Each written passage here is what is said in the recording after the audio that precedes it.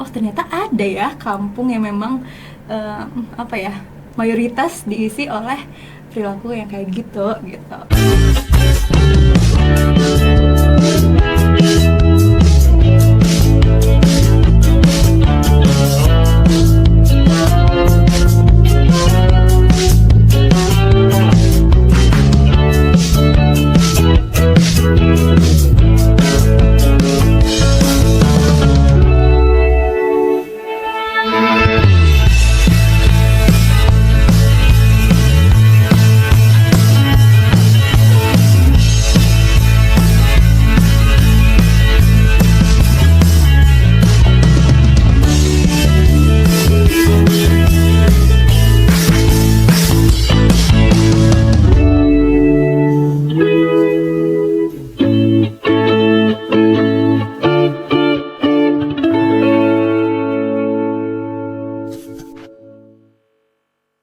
Halo kakak-kakak tim Pandawa. Halo, Kak. Bener kan ya tim Pandawa? Betul. Oke, mungkin boleh nggak sih kita kenalan dulu siapa-siapanya ini? Boleh. Dari siapa dulu Kak? Bebas, dari mana juga boleh. Dari aku. Kenalin, aku Elsa. Terus sekarang kesibukannya selain jadi mahasiswa semester 7, itu alhamdulillah juga berkesempatan untuk membangun sekolah budaya di Gang Doli. Oke, kalau perkenalkan saya Muhammad Faiz Samudin, biasa disapa Faiz atau Mas Fa. Mahasiswa semester 3 semester 3 dan juga dalam posisi di sekolah budaya saya jadi dalang gitu. Oke, kalau aku Haura, aku di sini posisinya sebagai sekretaris di Sekolah Budaya, dan sama juga kayak Elsa, aku di semester 7 dengan kesibukan tugas akhir. Wah, mahasiswa-mahasiswa yang semester 3, semester yang capek-capeknya, semester 7 waktunya ngejar dosen. Iya, bener ya. Tapi masih punya waktu, masih punya pemikiran yang menyempatkan waktunya untuk membuka jalan, membuka pintu gitu yang lain gitu ya. Oke, sebelumnya mungkin kami dari tim Karang Taruna RW 12 yang saat ini kita ngobrol-ngobrol sederhana aja, maksudnya apa sih sekolah budaya, kemudian apa sih yang dikerjakan di sana dan bagaimana cara prosesnya gitu, bagaimana cara mereka berjalan gitu ya. Kalau mungkin kami tanya di awal dulu nih, apa sih yang jadi dasar mendirikan sekolah budaya di Gang Doli dan kenapa Gang Doli gitu? Oke, aku izin jawab ya. Jadi Mbak, di awal itu sejak bulan Maret kami tuh kebetulannya ikut sebuah project sosial gitu. Jadi kita mencari lokasi mana ya yang kiranya cocok untuk kita bantu gitu ya permasalahan di lingkungan masyarakatnya. Jadi kebetulan pada saat itu tuh saya dengan teman saya yang juga tim Pandawa cari lokasi dan kayaknya tertarik di Gang Doli karena siapa sih yang nggak tahu gitu ya terkait Gang Doli. Jadi setelah kami kesini ngobrol sama RT waktu itu ya, RT sama masyarakat juga bahwa wah di sini dari segi bisa dibilang karakter anak-anak itu ternyata sangat membutuhkan yang namanya pendidikan karakter kayak gitu pada saat itu. Jadi setelah kami wawancara lebih dalam dan lain sebagainya, makanya lah tercetuslah ide sekolah budaya. Jadi singkatnya seperti itu. Oke. Tapi sebelumnya asalnya dari mana semua ini?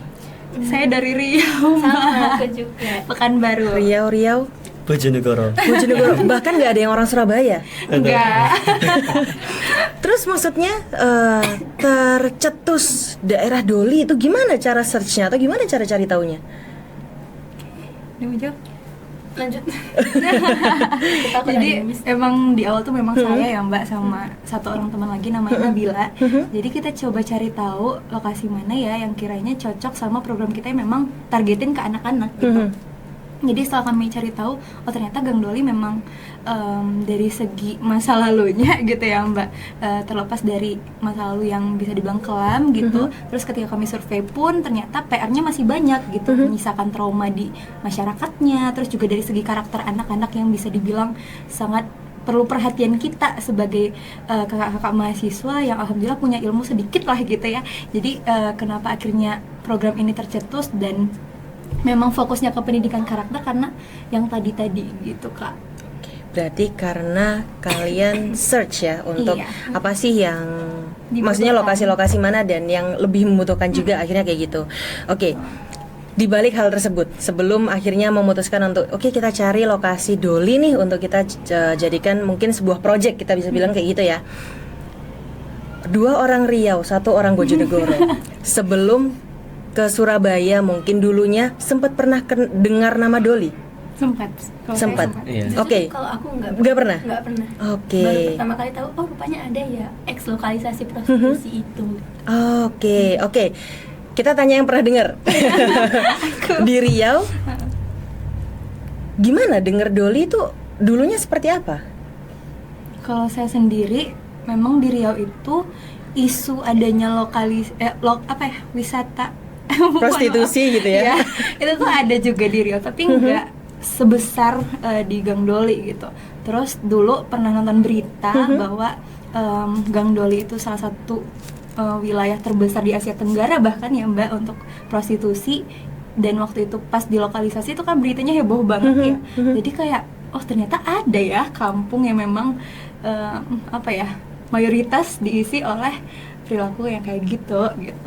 Itu sih yang saya tahu. Itu yang dari Riau. Jatim agak sonoan dikit. Ya kalau dari Jatim sendiri kan udah dari Jatim sendiri ya. Apalagi dulu ketika SMA tuh saya juga sering ikut lomba di Surabaya. Oke. Nah, akhirnya mereka tuh sedikit mengulik nih terkait dengan Gang Doli dan sebaiknya masa kelam dan lalunya, apalagi ketika pembubaran Gang Doli saat itu ada Bu Risma. Nah itu juga sangat booming sekali kan pada zaman itu. Dan itu memang kalau siapa sih orang Jatim yang nggak tahu gitu. Kayak gitu Iya sih. sih, benar. Oke. Berarti memang bisa kita bilang mungkin Doli itu sesanter itu ya namanya di luar. Mungkin satu terlewat. Berarti baru kenal Mbak Haura, betul ya? Iya. Mbak Haura baru kenal dan baru dengar Doli ketika sudah di Surabaya. Kayak pernah dengar sekilas, apalagi yang Bu Risma itu tadi itu booming banget sih. Cuman kayak nggak pernah terlalu memperhatikan, jadi kayak kelewat sih. Oke. Mungkin tadi kan kita balik lagi. Gimana sih caranya sekolah budaya ini mulai terbentuk gitu ya? Berawal dari tugas, berawal dari mungkin ada keinginan untuk membuat project gitu ya. Waktu itu ketuk pintunya langsung ke RT atau gimana nih ceritanya?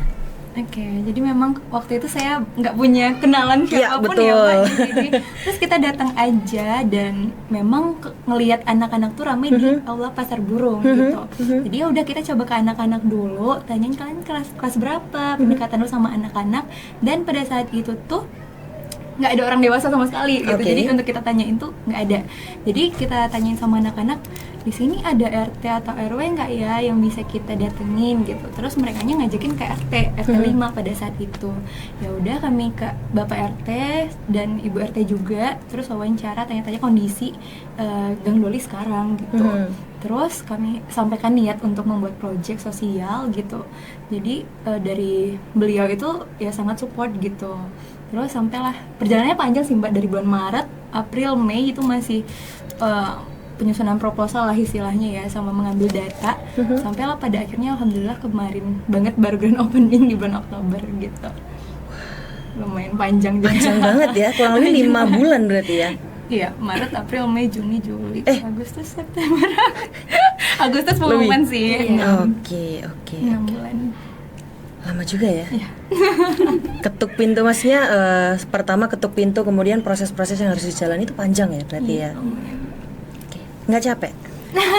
Enggak sih Mbak, jujur saya enggak. Soalnya nyambi kita menunggu tahap demi tahap seleksi itu, kita juga udah masuk ngajarin adik-adik. Kebetulan di sana setelah bulan Ramadan itu dibuka namanya Kampung Dolinan. Itu sama Mbak Fitra, warga di sini juga. Jadi kita udah collab, kebetulan saya punya komunitas juga yang suka ngajarin anak-anak dimanapun itu di kampung atau wilayah marginal. Jadi kita udah masuk juga gitu. Sejak bulan Mei ya. Sejak bulan Mei. Sejak Mei udah ikut masuk sambil menunggu itu semua selesai. Iya. Dan baru di opening di bulan Oktober. Oke. Kegiatan Kampung Dolinan ini baru berjalan kurang lebih setelah bulan Ramadan. Berarti pembentukannya ini awalnya hanya diinisiasi oleh warga kami saja, atau mungkin ada sedikit nih, ada intro-intro juga dari teman-teman Pandawa? Kalau kampung dolanan sendiri, jujur kami baru tahu setelah yang Ramadan tadi kan kami nggak kesini lagi.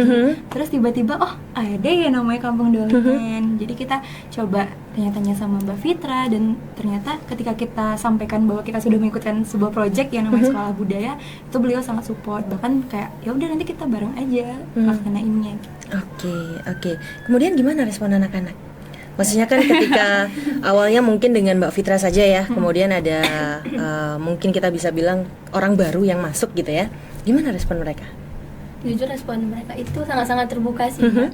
Bahkan mereka itu kayak menunjukkan bahwa kami butuh loh sosok kakak-kakak di sini. Bahkan kayak mereka itu sampai ngebuatin gelang, ngebuatin cincin itu berkali-kali, dan selalu setiap mau habis kegiatan tuh kayak mereka peluk-peluk, mohon-mohon untuk kami biar nggak pulang kayak gitu. Banyak banget momen haru sama mereka, jujur banget. Oke. Saya malah bingung, gimana cara pendekatannya ke mereka? Maksudnya kan kembali lagi, ya kita bisa bilang kalian orang baru yang baru masuk ke sini, kemudian bisa langsung menyentuh hati anak-anak ini. Gimana cara pendekatannya? Kemudian ya gimana gitu? Itu ngalir aja sih kalau yang aku perhatiin dari aku dan teman-teman, dan juga kami itu memposisikan diri kami sebagai orang yang satu dunia sama mereka, mengerti sudut pandang mereka. Jadi kami di awal tuh ya ikut aja mereka maunya apa. Nah di situ nanti mulai menyelipkan sedikit intervensi, kalau ini tuh nggak boleh loh, ini boleh loh. Akhirnya kan mereka kayak oh iya ya betul ya, dan akhirnya mereka mau ikut beberapa kalimat kita. Ya lama-lama mereka juga terarah gitu. Oke. Apa momen paling sulit ketika nge-build ini semua? Atau mungkin momen paling berkesan boleh deh. Oke, kalau dari aku sendiri ya, based on my journey, dari pengalaman pribadi itu, sejauh ini memang memanage waktu ya, karena memang juga kuliah, kami kan masih kuliah juga aktif dan juga banyak tugas. Selain itu juga kami juga, saya pribadi juga harus ikut lomba, ikut ini itu gitu. Jadi emang agak struggle bagaimana cara kita mengelola waktu di Jimo Manajemen ini. Karena apalagi kita udah grand opening nih. Iya, masa kegiatannya cuma selesai di grand opening gitu. Masa habis dibuka udah tutup nih. Jadi itu sih yang sampai sekarang masih harus kita tata lagi niat kita untuk datang ke sini tuh untuk apa sih sebenarnya kayak gitu. Jadi emang harus ditata dari awal gitu. Kalau niat kita tuh udah nggak kuat, pastinya kan niat baik yang harusnya ini bisa berjalan bersama hanya putusin aja. Jadi itu sih struggle yang masih kita hadapin. Karena memang masih mahasiswa aktif dan semester yang sibuk-sibuknya. Oke. Kalau tadi sudah diceritakan sama Mbak Hura juga beberapa momen menyentuh, adik-adik membuatkan gift gitu ya buat kakak-kakaknya, bisa dibilang kayak gitu. Itu mereka inisiasi sendiri atau mungkin ada bagaimana? Nah itu kagetnya sih sebetulnya, kayak mereka dapat dari mana ya ide kayak gitu, sampai kami bertanyain berkali-kali, ini kalian yang ngajarin siapa? Itu Mbak Tata sama Mbak Nisa gitu. Jadi kayak ada yang lebih tua dibandingkan mereka, terus kayak inisiatif ngajak, ayo besok kita bikin hadiah buat Kak Elsa, Kak Haura dan yang lain. Jadi mereka kayak bikin itu bareng-bareng, entahlah nggak tahu. Intinya di akhir itu bakalan banyak hadiah, terus mereka tiba-tiba baris di depan kita kan, terus tadi mereka makasih Mbak Haura dan Mbak Elsa gitu. Dan itu menyentuh banget. Dan itu adalah hal yang bikin capek itu kadang jadi kerasa pudar gitu. Jadi cuma sisa capek fisik doang, pas pulang rasanya sih gitu ya. Wah, niatnya tulus banget nih. Karena kalau maksudnya gini, kalau niatnya tidak tulus, kemudian panggilan hati itu nggak ada, pasti capek banget. Ya nggak sih? Capek banget pasti. Apalagi Mas Faiz yang kegiatannya juga banyak. Yang tidak hanya kuliah saja, kita bilang kayak gitu ya. Oke. Then kenapa namanya Sekolah Budaya? Oke. Jadi Mbak, di awal itu karena kita tahu problem anak-anak ke karakter yang kurang, mohon maaf gitu. Terus juga di sini motivasi bersekolah gitu ya, berpendidikan tinggi itu juga rendah, dan juga terakhir kami melihat potensi anak-anak untuk bisa membuat kerajinan tangan dan lain sebagainya itu tinggi gitu. Dan terus mereka pernah cerita bahwa mereka tuh aktif di sekolah untuk nyanyi, nari, yang itu sifatnya culture ya Mbak. Terus juga warga di sini tuh masih membawa budaya daerahnya yang kental, kayak misal dalam berbahasa, terus juga dalam keseharian. Itulah kami terpikir bahwa kenapa nggak buat sekolah budaya, karena kan sekolah formal itu ya belajarnya akademik dan lain-lain. Betul. Kami mau belajar pendidikan, dan ketika kami searching gitu ya, kami coba cari-cari sumber bahwa pendidikan karakter yang oke itu ketika berbasis budaya atau kebutuhan masyarakat lokal, yang itu tuh ternyata ada di nilai-nilai Pandawa gitu. Akhirnya Pandawa yang lekat sama culture gitu ya Mbak, budaya, itulah kita pakai menjadi konsep utama dari sekolah budaya. Oh, that's why tim Pandawa. Iya, jadi pendidikan karakternya berbasis kearifan lokal tokoh Pandawa yang punya 5 karakter yang unik juga gitu. Jadi itulah yang kami jadikan patokan utama untuk membuat berbagai kegiatan atau program di sekolah budaya. Oke. Tapi kegiatannya apa aja sih yang mereka lakukan di sana? Maksudnya adik-adik ini? Oh gitu.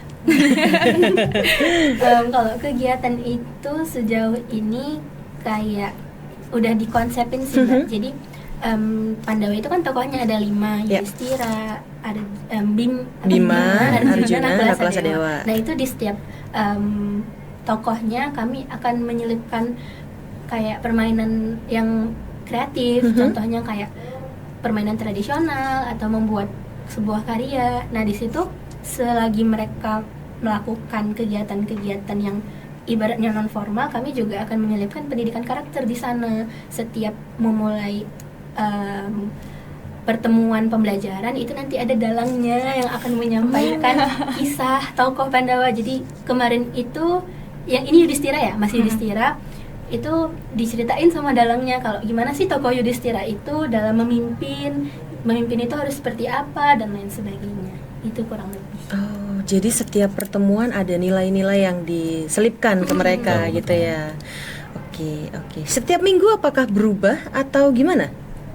Planning dari Pandawa, tim Kalau Pandawa. setiap minggu itu benar-benar sesuai dengan planning di awal tadi, jadi emang berubah sih. Jadi awalnya ini, kalau di minggu lalu itu Yudhistira part 1, minggu ini Yudhistira part 2, untuk selanjutnya Bima part 1. Oke. Tapi menurut kalian ya, gimana sih budaya itu bisa menjembatani antara masa lalunya Doli yang kita tahu sampai nantinya mungkin stigma itu dari anak-anak ini bisa mungkin sedikit memudar atau bahkan hilang, stigma buruk yang kita bilang ya. Menurut kalian bagaimana? Baik, kalau dari saya pribadi ya, terkait budaya memang sangat lekat ya, betul tadi udah dijelaskan sama Kak Elsa juga bahwa pendidikan yang memang berdasarkan budaya dari suatu daerah itu, jikalau kita olah dengan kita konsep dengan suatu hal yang baru dan juga menyenangkan, pastinya anak-anak akan lebih menyatu dengan konsep yang kita bawa seperti itu. Nah dari situlah terbesit kenapa harus budaya gitu. Nah dari situlah kita berharap besar sih. Jadi anak-anak di sini itu tidak hanya mereka melek akan digital, tapi juga mereka tidak kehilangan akan identitas budayanya, terlebih budaya Jawa ataupun juga budaya Indonesia utamanya kayak gitu. Jadi karena kan bangsa yang besar itu bukan bangsa yang gimana-gimana, tapi bangsa yang memang mau menghargai dan menghormati setiap jasa para pahlawan dan juga budaya yang ditinggalkan, seperti itu sih. Aduh, aku merinding dengernya. Oke. Berarti sekarang dari bulan apa tadi? Mei ya? Kurang lebih dari Mei kan sudah mulai in charge ya. Maksudnya sebelum adanya tim Pandawa ini berdiri kan sudah mulai ada pendekatan juga ke adik-adik. Menurut tim Pandawa sendiri, apa sih perubahan yang paling mencolok, yang paling kelihatan deh dari adik-adik dari dulu sampai sekarang? Oke, saya yang Mbak jawab. Boleh, silahkan. Jadi dulu ketika kami tergabung di Kampung Dolinan itu, tuh adik-adiknya itu kayak masih 1, 2, 3 dan nggak sebanyak itu yang hadir, dan itu pun kayak kalau nggak ada iming-iming nggak datang gitu. Jadi Mbak Fitra tuh memang kayak schedule mereka tuh dikasih jajan gitu loh Mbak. Jadi setiap habis kayak ngaji ataupun belajar calistung itu mereka dikasih jajan, dibeliin jajan sama Mbak Fitra, dan itu yang membuat mereka mau datang. Jadi kalau nggak dikasih reward mereka nggak datang. Oke. Terus yang kedua, mereka tuh dulu bener-bener kayak nggak peduli. Jadi abis belajar jajan pulang gitu. Jadi kayak sampah yang mereka tinggalin gitu aja. Terus juga nggak ada pamitan dan lain-lain. Lebih ke karakternya seperti itu Mbak. Itu sih yang saya lihat perubahannya dari dulu sampai sekarang. Nah sekarang itu kayak misal tadi ya, itu mereka tuh udah datang duluan dan inisiatif ngebantuin kita kayak bentangin tikarnya, terus nyapu juga tadi, terus juga mau pulang udah bersihin sampahnya masing-masing gitu. Jadi udah lihat perubahannya luar biasa gitu. Udah hampir banyak sekali berarti perubahannya ya. Oke. Yang masih aku pengen tahu nih, gimana cara mereka bisa terbuka sama kalian? Maksudnya kan pasti ketika kita mulai dekat sama orang juga, mungkin ada cerita-cerita yang mereka keluarkan juga akhirnya ke teman-teman tim Pandawa juga. Gimana cara mereka bisa terbuka? Atau kalian pakai jampe-jampe apa? Gimana ya? Kamu juga deh. Itu sebetulnya tergantung masing-masing sih kan pendekatannya gimana. Tapi kalau aku pribadi itu benar-benar aku mensejajarkan posisiku sama mereka gitu. Kayak aku nggak mau bikin aku tuh nonjol banget. Jadi kayak misalkan mereka main, aku juga ikut main, aku juga ikut bertingkah kekanak-kanakan itu tadi, sehingga mereka merasa aku tidak mengancam kok untuk mereka menceritakan apapun. Sampai mereka menceritakan yang masalah keluarga yang sensitif pun mereka ceritakan. Tapi respon aku di situ, aku berusaha buat kayak seperti temannya gitu. Nah, dari situ aku menempatkan diriku sebagai bukan yang mengajari, tapi lebih ke mendampingi gitu. Aku mendampingi proses dia juga. Ada juga tuh pas latihan nari mereka nggak mau, cuman gara-gara capek. Jadi mereka ngerasa nggak usah kak aku tampil besok, padahal latihannya udah hampir sebulan gitu. Nah di situ pendekatannya bener-bener aku datangin ke rumahnya, aku tanyain kenapa, dan akhirnya ketahuan dia cuman kecapean doang. Dan ya udah di situ di hari itu dia izin latihan dan besoknya tetap nampil kayak gitu sih. Jadi bener-bener pendekatannya satu persatu. Terus juga gimana kita menempatkan diri kita tuh sejajar dengan anak-anak itu sih. Itu yang agak mungkin menjadi hal yang mungkin agak rumit ketika tidak ada kesukaan dengan hal tersebut. Maksudnya tidak suka anak-anak atau mungkin jiwa sosialnya tidak ada, juga akan ya ngapain sih capek-capek banget ngurusin begitu, ya nggak sih? Oke, then gimana cara kalian menjaga ini semua agar tetap konsisten sampai sekarang? Semoga sampai berakhir. Mungkin nanti bisa ditambahkan ya sama teman-teman juga. Kalau dari saya pribadi, karena emang dalam penyusunan program ini kan ada beberapa pihak yang kita gandeng seperti itu. Kalau emang awal mulanya karena kita ajukan sebuah project di Pertamina Foundation kan. Jadi dari Pertamina Foundation juga menuntut bagaimana keberlanjutan dari ini, tidak hanya mengandalkan Pertamina aja kayak gitu, dan akhirnya juga banyak didukung oleh RT dan juga RW setempat, kemudian juga dari dosen pembimbing kami, kemudian juga dari komunitas-komunitas sosial, satunya aja komunitas Binar kayak gitu. Dan harapan besarnya kami juga sangat welcome sebenarnya dengan setiap kolaborasi yang ingin dijalankan, yang ingin dikolaborasikan. Jadi teman-teman siapapun nanti yang nonton podcast ini ya, jika teman-teman berkenan untuk bisa berkolaborasi, kami sangat terbuka sekali. Jadi karena kami tidak menutup diri, kami juga sangat welcome dengan setiap kolaborasi, karena zaman sekarang tuh bukan tentang siapa kita aja gitu, tapi seberapa besar sih kolaborasi yang bisa kita bangun. Karena kita apalagi nggak orang Surabaya yang nggak bisa stay di sini selamanya gitu. Kayak gitu sih. Itu kalau dari POV mungkin bisa ditambahkan ke Elsa atau ke Ahwara, boleh. Sama sih. Oke, tadi saya nangkep ada bahas terkait dengan kolaborasi. Nah, kira-kira kalau ada pihak luar nih yang pengen ikut kolaborasi dengan tim Pandawa, kira-kira bantuan seperti apa yang kalian butuhkan? Dari sisi mana juga seperti itu? Oke, kalau dari saat ini ya Kak, yang paling penting itu jujur lebih ke finansial dan juga bantuan SDM gitu. Kalau finansial ya tentunya gimana caranya sekolah ini tuh berlanjut ke depan, kayak misal fasilitasnya, sarana pembelajarannya dan lain sebagainya.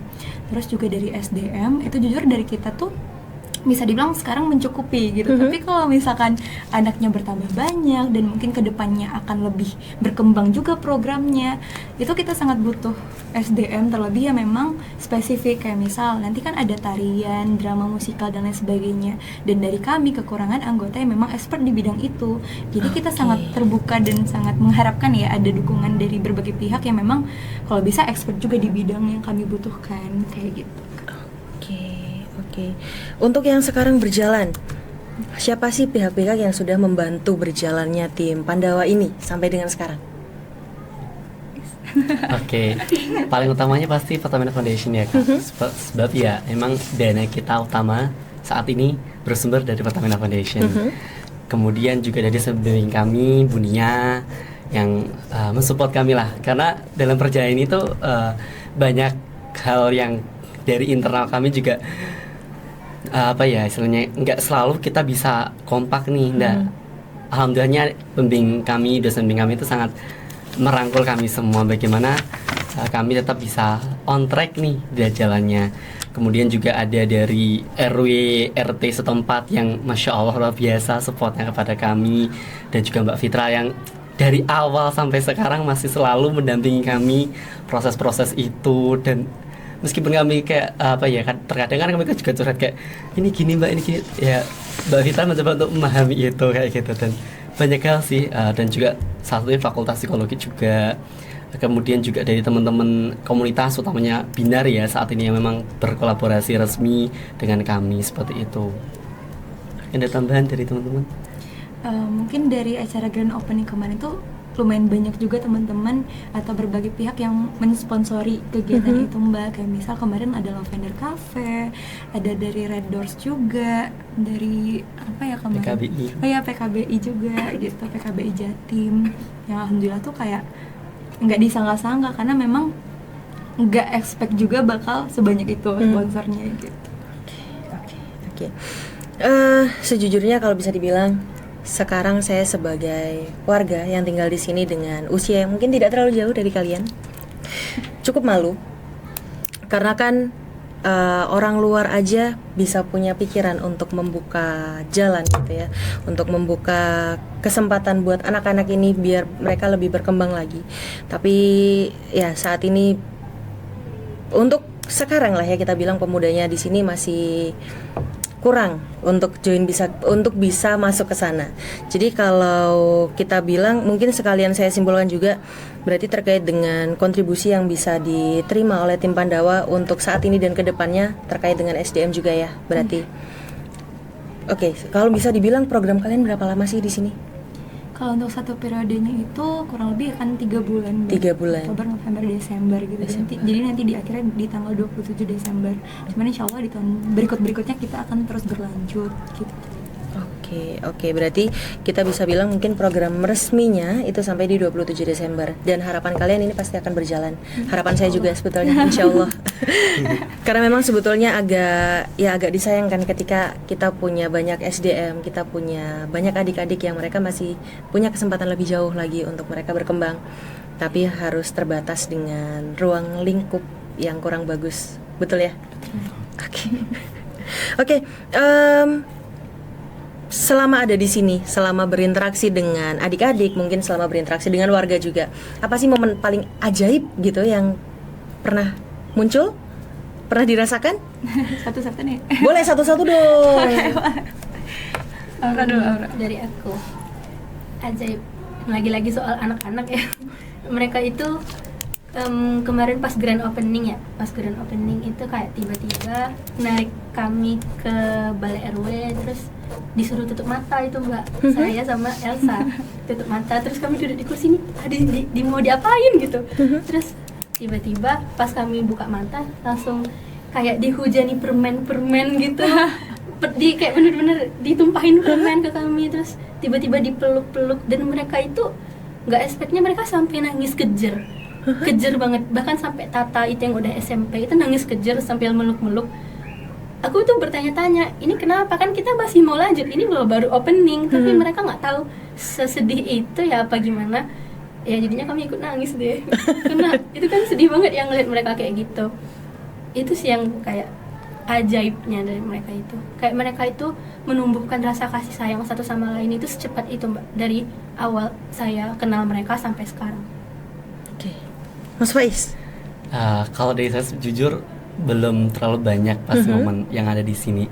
Cuman satu hal yang selalu terbesit dalam hati saya saya tuh tipe orang yang belum bisa hafal nama orang lain jikalau belum berinteraksi dengan cukup intens kayak gitu. Tapi saya sedikit malu ketika saya melihat anak-anak di sini itu hafal nama saya. Padahal kalau dibilang mungkin interaksi saya kesini cuma seminggu sekali gitu, tapi mereka hafal nama saya gitu. Dan saya tuh cukup malu karena kok saya nggak bisa hafal nama mereka ya. Padahal mereka tuh sesayang itu sama kita, kayak mereka tuh bener-bener care sama kita. Tapi kayak saya tuh masih belum bisa ya care sama mereka kayak gitu. Itu sih yang hal yang buat PR juga bagi saya kayak gitu. Oke, kalau dari saya tuh lebih ke, mungkin karena tadi udah anak-anak semua, lebih ke warga sih Mbak. Jujur dulu pas transisi di saat kami masih proses yang sekolah budaya di awal, itu masih tahap proposal, itu saya ngerasa kayak saya mau langsung terjun ke anak-anak, tapi posisinya waktu itu sebagai apa gitu, kita bukan warga lokal gitu ya. Terus waktu itu balik di bulan Mei ke sini, oh ternyata ada kampung dolinan.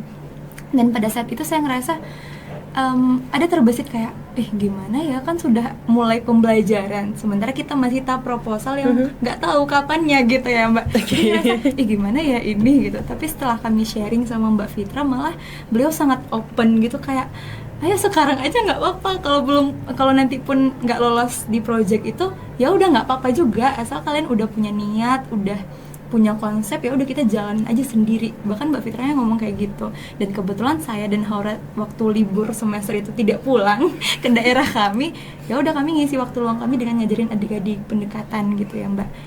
Itulah yang mengisi waktu libur kami. Terus juga itu yang Haura highlight adalah anak-anak yang sesayang itu sama kita. Padahal kita ngerasa ya kita orang luar, kita yang nggak intens juga ketemu mereka. Kadang hari ini datang, besok enggak juga. Yang kebanyakan pengalaman kami pun banyak adik-adik yang akhirnya kayak marah-marah ya gitu. Kok kakak hari ini datang, kemarin enggak gitu kan. Terus dari masyarakat juga semenjak kami proses itu sampai sekarang itu kayak kemarin sholat di masjid, nenek-neneknya hafal gitu, tahu oh ini yang ngajar sekolah budaya ya gitu. Hah, nenek tahu dari mana gitu. Terus juga cerita Faiz waktu itu motornya lagi mogok, terus didorong ke bengkel gitu, ada bapak-bapak yang bilang, oh ini tadi yang ngedalang itu yang pakai wayang ya, kata bapaknya. Jadi kayak wah, masyarakatnya deket itu ya sama kita gitu ya. Bahkan kita ngerasa kayak susah untuk mendekati masyarakat karena kalau saya sendiri tuh struggle-nya di bahasa Mbak, karena saya orang Riau. Iya, paham. Kayak bahasa Melayu aja masih PR besar gitu, apalagi ini bahasa Jawa gitu. Tapi masyarakatnya sangat-sangat open gitu. Bahkan kayak kemarin kami grand opening dan lain sebagainya tuh warga ada beberapa yang inisiatif ngebantu, kayak bantuin tata makanan kami dan lain sebagainya, padahal kita nggak ada melibatkan warga untuk jadi panitia gitu. Tapi masyarakat di sini sangat-sangat masya Allah gitu. Jadi kami ngerasa nggak sendirian gitu. Ajaib banget. Siapa orang paling berkesan, atau mungkin anak atau warga yang paling berkesan? Jangan satu orang ya, satu. Pasti ada dong ya yang paling gitu. Siapa dulu? Mbak Fitra. Oh, nggak Iya, boleh Mbak Mbak Fitra Fitra. lagi berarti. Oh, iya. Oke, siapa lagi? Mbak Fitra sih. Nggak apa-apa, sama juga nggak apa-apa. Iya, Berarti kan Mbak Fitra ini tersorot banget gitu ya untuk tim Pandawa gitu ya. Mas Faiz sepakat? Biar beda ya Mbak. Yang berkesan itu Pak Cahyo sama Pak Riza dari RW. Kalau Pak Cahyo itu di momen saat kami terlibat di program Asia Summer Program, itu juga kami nggak expect bahwa Pak Riza dan Pak Cahyo ngajakin kami jadi panitia. Ya bahkan itu kan projectnya dari Universitas Petra gitu. Dan kami siapa? Kami juga tidak membawa nama UNESA, malah bawa nama komunitas sendiri. Tapi akhirnya kami diakui dan dimintain bantuan. Itu yang menurut saya tuh bukan beban, tapi penghargaan untuk kami pribadi gitu. Dimana kami tuh jujur ngerasa kok kita jadi mahasiswa rantau, tapi kok kita tidak memberikan dampak atau manfaat untuk orang lain, apalagi pengalaman sih Mbak yang menurut saya paling mahal gitu.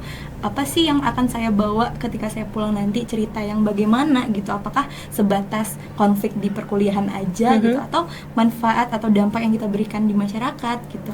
Jadi ketika saya diminta untuk terlibat gitu ya di program-program di kampung ini tuh saya ngerasa wah masya Allah. Terus juga momen dimana Pak Cahyo tiba-tiba minta kami naik ke lantai 2 dan bilang ini insya Allah kalau misalkan sekolah budaya jadi lolos atau enggak pun, ini udah kami percayakan untuk kalian gitu, untuk dikelola. Itu kayak, saya langsung nge-freeze gitu loh mbak, lemes gitu kayak, serius gitu, kayak mimpi banget rasanya. Jujur saya tuh memang dari dulu pas masa sekolah tuh tersirat sih di dalam hati, bisa nggak ya nanti ketika dewasa tuh punya sekolah gitu, ya nggak muluk-muluk sekolah gede dan lain-lain, tapi lebih kayak sekolah gratis gitu untuk anak-anak marginal, anak-anak yang membutuhkan gitu. Dan alhamdulillah sudah ada jalannya, tinggal kita butuh banyak orang, banyak pihak yang bisa menyukseskan impian ini. Bukan impian saya, tapi impian adik-adik kita. Jujur aku amazed. Jujur amazed banget dengan pandangan Elsa, pandangan Faiz, dan pandangan Haura juga untuk adik-adik yang ada di sekitar sini juga. Mungkin kalau ini kan kalian sedang dalam proses untuk membuat Doli menjadi lebih baik, kita bisa bilang seperti itu dengan media adik-adik ini. Menurut nantinya kalau kalian sudah kembali ke daerah masing-masing, kira-kira kalau ada orang yang tanya, kemarin di Surabaya Doli gimana? Kira-kira mau jawab apa nantinya? Gimana ya? Gimana jawabnya? Banget. Nggak, maksudnya kan mungkin kan banyak orang yang akhirnya tetap stigmanya akan tetap jelek ya sama Doli ya. Gimana pun cara untuk berkembang, gimana pun cara, ini udah kurang lebih 11 tahun, I guess 11 tahun dari 2014 sampai dengan sekarang. Kalau misalnya kita keluar dari lingkungan ini, jujur saya juga masih ditanya, Doli masih rame nggak? Masih buka nggak? Nah, yang kayak gitu-gitu. Kira-kira kalau kalian ditanya pertanyaan yang sama dengan apa yang sudah kalian lakukan di sini, apa sih jawaban yang akan kalian berikan? Saya lebih ke pamerin adik-adiknya sini. Kemarin nggak kayak gitu kok. Soalnya nggak ketemu sih, saya pribadi kayak ngerasa kok kayaknya nggak ada yang aneh gitu. Kayak ya udah. Emang beberapa hal itu kayak misalkan ada perilaku-perilaku maladaptif lainnya gitu, emang kedengeran dari mulut ke mulut dari adik-adiknya, bahkan pas cerita-cerita. Cuman nggak yang separah itu. Jadi kalau misalkan ditanya sama orang luar ya, aku bakal ngejelasin apa yang aku tangkap sejauh ini aja sih. Kalau dari kalian gimana? Kalau dari aku sendiri ya, jujur karena emang aku juga lumayan aktif di media sosial, jadi sering kan kegiatanku selalu aku update. Dan kenapa kok aku ngupdate itu? Salah satunya juga sebagai informasi publik bahwa Doli itu bukan seperti yang kalian pikirin kayak gitu. Dan itu juga banyak teman-teman yang selalu komen di postingan story atau postingan feeds Instagram aku tentang Doli. Oh ternyata Doli udah nggak kayak dulu ya. Oh ternyata Doli sekarang udah kayak gini ya, kayak gitu. Jadi mungkin bagi sebagian orang storyku tuh kayak story biasa, story receh. Tapi bagi sebagian orang tuh berarti banget gitu. Jadi kenapa kok selalu aku bikin story, kenapa kok aku selalu bikin sesuatu hal, ya karena ini sebagai bukti bahwa Doli sekarang udah berubah, Doli sekarang udah lebih berwarna. Dan anak-anak tuh juga di sini tuh juga wajib dan juga punya mimpi yang sama dengan kita, dan mereka berhak kok untuk memperjuangkan mimpi itu. Kayak gitu sih kalau dari aku, Kak. Sekarang tuh nggak jauh-jauh di Pekanbaru sih, maksudnya nggak jauh-jauh ke Riau, tapi kadang teman-teman di kampus tuh suka nanya, Haura kapan open volunteer, aku juga mau ikut gitu. Betul. Iya, mereka jadi ikut excited dan kayaknya pengen coba deh untuk coba terjun ke anak-anak juga, ke masyarakat juga kayak gitu. Betul, ini juga aku alamin sendiri sih, Kak. Jadi beberapa kegiatan kan aku selalu bawa Pandawa ya, karena aku sangat sebangga itu dengan Pandawa yang kita bangun bersama. Kayak gitu, jadi banyak dari teman-teman kampus-kampus lain ataupun dari komunitas-komunitas lain kayak, loh, kamu bikin program apa di Gang Doli? Iya, soalnya stereotip mereka masih pasti. Gang Doli seperti itu. Pasti. Kayak, seberat apa tantangan kalian? Kayak gitu. Tapi aku tunjukin dari story-story kayak, aku pengen ya datang ke situ, aku pengen join, aku pengen kolaborasi. Monggo dengan senang hati, kami sangat menerima kolaborasi itu. Itu sih yang membuat kita juga bagaimana kita tetap semangat untuk memperjuangkan ini bersama kayak gitu. Kalau dari Kak Elsa mungkin. Jujur kalau flashback juga itu ketika saya minta izin lah ya Mbak, ngabarin ke ibu saya sendiri bahwa ini mah doain ya lagi mengajukan project di sini gitu ya. Itu mama tuh langsung kayak ngapain kesana nggak gitu. Akhirnya saya ya udah diem aja, terus nggak ada update. Dan ketika mama tanya enggak gituin aja karena memang setakut itu gitu. Terus juga saya selama berjuang sama teman-teman tuh bener-bener kami nggak ada war-war ke siapapun, bahkan ketika kami ngumpul ya udah kita jalur langit aja teman-teman. Dan memang ketika ini lolos terus juga apa ya, teman-teman tuh juga pada nanya kok bisa ke sana, kok berani dan lain-lain. Bahkan dosen yang orang Surabaya pun juga bertanya kok berani ya kalian ke sana. Bahkan saya dulu tertarik penelitian tapi nggak jadi gitu. Ya udah akhirnya kita cerita bahwa Gang Doli tidak semenyeramkan itu, bahkan memang sangat welcome gitu. Gimana ya, kampung yang memang mengalami transisi ya Mbak, butuh bantuan atau uluran tangan dari banyak pihak, tapi ternyata stereotip atau stigma negatif tuh masih melekat di masyarakat. Jadi memang itulah PR kita bersama, gimana caranya mungkin lewat media sosial kita, lewat publikasi kegiatan kita juga, kita sampaikan bahwa Doli tuh nggak kayak gitu lagi gitu. Bahkan banyak harapan anak-anak dan masyarakat tuh ada di kita gitu. Jadi ngerasa berdosa jujur sebagai apa ya, orang yang memang di sini dekat gitu ya. Kami mahasiswa UNESA nggak jauh-jauh dari sini, tapi nggak bisa meluangkan waktu, pikiran, tenaga untuk bisa main gitu sama adik-adik gitu. Oke, kalian yang di UNESA merasa berdosa, saya yang tinggal sini makin gimana ini, aduh. Kan nanti kita collab. Oke, Bu. Iya, aku mau dong ikut ya. Boleh. Kegiatannya dilaksanain setiap hari apa sih? Sabtu Mbak. Jam berapa? Jam 3 sih sampai mulainya. jam 5. Jam 3 sampai jam 5. Oke, aku ikut. Insya Allah. Kabar-kabarnya tuh. Oke, ntar kontak Elsa bisa ya? Bisa. Oke. Langsung datang aja. Oke, baik. Tapi aku harus bawa apa dong? Bawa semangat. Iya, jujur semuanya. Karena kalau kita sedih tuh kelihatan sama adik-adik. Iya, Oh, gitu? Langsung dipeluk. Kakak kenapa? Gitu. Wah, ikatan Sepintar batinnya, itu emang. ikatan batinnya udah kuat banget Iya. berarti ya. Kayak kecerdasan mereka tuh lebih dari kita sih. Iya. Pas kita anak-anaknya pinter-pinter. Peka banget. Oke, wah aku amazed jujur. Aku amazed banget dengan apa yang kalian jalankan, dengan perjalanan kalian sejauh ini sampai sekarang, dan harapan kedepannya juga. Bahkan kalian sampai mikir ini program jangan sampai berhenti, kalau bisa berlanjut terus. Berarti PR-nya sekarang ada di kami. Kami coba bantu untuk cari SDM untuk bantu jalankan dan pertahankan sekolah ini. Gitu ya. Kita jalan sama-sama ya. Iya, siap. Udah aku amazed banget asli sampai sekarang. Oke, kalau mungkin pertanyaan terakhir agak mainstream, kata-katanya dong buat lingkungan sini, atau mungkin bebas mau buat sekolah budaya, mau buat adik-adiknya, atau gimana, bebas. Diwakilkan juga boleh. Ayo, kata-kata terakhir Pak Is. Maksudnya kata-kata hari ini. Kalau dari aku ya, nanti mungkin bisa ditambahkan sama teman-teman lah. Pastinya teman-teman punya satu pesan yang ingin disampaikan. Kalau dari aku sih, beberapa yang aku amati sejauh ini, untuk adik-adik dulu ya. Untuk adik-adik, jangan berkecil hati. Apapun kondisi kalian, lingkungan kalian seperti apapun tuh bukan menjadi alasan untuk kalian mengubur mimpi sedalam-dalamnya. Tapi dari situlah semangat kalian tuh harus terus berkobar, karena masa depan kita tuh tidak ada yang tahu bakal seperti apa.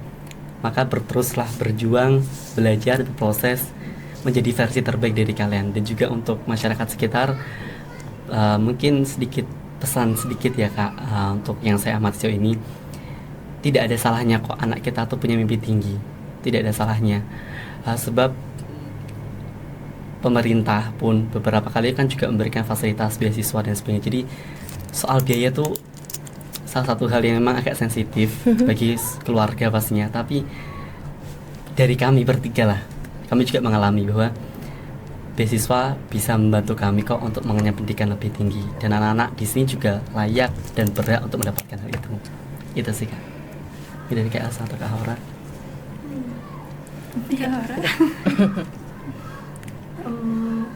Aduh, nggak ada berpikir apa-apa lagi. Itu adik-adik pesan. Apa ya? Kalau untuk pesan dari adik-adik, kan sekarang ini sama kakak-kakak yang udah ada ya, udah ada di pasar burung ngajarin kalian dari awal sampai sekarang.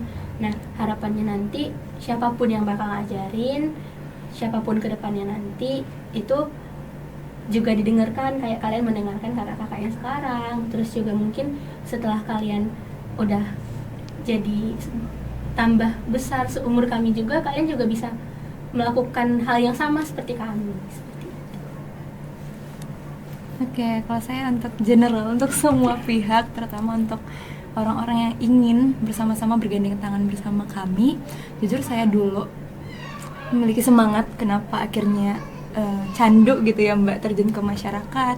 Itu pesan nenek saya dulu, almarhumah, itu beliau bilang, dimanapun merantau, ingat kalau misalkan dimana bumi dipijak, di situ langit dijunjung. Dan kita nggak tahu, saya jujur nggak punya keluarga di sini, dan maut nggak bisa kita tentuin kapan. Bisa saja pada masa saya berjuang berkuliah di sini, hidup saya selesai, dan siapa yang mau membantu saya gitu. Jadi kalau misalkan kita merasa bahwa tidak berdaya untuk membantu sesama, terlepas dari segi finansial dan lain-lain, tapi ingat kita tuh punya tenaga, teman-teman kita setidaknya dengan hadir aja itu sudah sangat membantu. Apalagi menghadirkan senyum ke orang lain itu akan menular. Dan ingat, apa yang kita berikan ke orang lain tuh sebetulnya bukan untuk mereka, manfaatnya tuh bukan untuk mereka tapi untuk diri kita sendiri. Dan bagi saya tuh punya sebuah moto hidup ya Mbak, yang jadi semangat, mungkin bisa menular ke teman-teman juga, bahwa ingat, hidup itu cuman sekali, maka jadilah berarti setidaknya untuk dirimu sendiri. Mungkin itu bisa jadi semangat juga untuk teman-teman semua untuk bisa bertahan. Untuk adik-adikku juga, adik-adik di Gang Doli, terima kasih sudah mau membersamai kami. Justru kalau dibilang kami yang banyak berdampak ke mereka, enggak juga. Karena mereka tuh pelengkap hidup kami di masa kuliah. Betul. Gitu. Sepakat. Karena memang kami nggak punya keluarga di sini Mbak. Jadi ketika di sini kayak ngerasa ayo pulang kampung gitu. Ngerasa punya kampung di sini walaupun nggak ada rumahnya. Gitu. Bisa dibuatin kakak kan di sini ya? Tinggalnya di pasar burung. Oke, terima kasih banyak tim Pandawa atas sharingnya hari ini. Kami usahakan, kami carikan SDM, kami coba koordinasi dengan RT yang lebih luas lagi, karena memang kan saat ini di RW 12 ada 6 RT yang nantinya kami coba reach out masing-masing RT biar kita bisa makin gede lagi, biar nanti secara adik-adiknya juga bisa lebih nambah juga ya. Mari kita aminkan. Dan kan nanti Mbak sekarang udah mulai nambah. Oh iya? Kak masih bisa daftar nggak? Aku telat Kak. Aduh gimana ya? Oke, berarti kita mulai cari SDM lagi. Oke, thank you tim Pandawa atas sharingnya hari ini. Sampai ketemu lagi. Oke, thank you Mbak.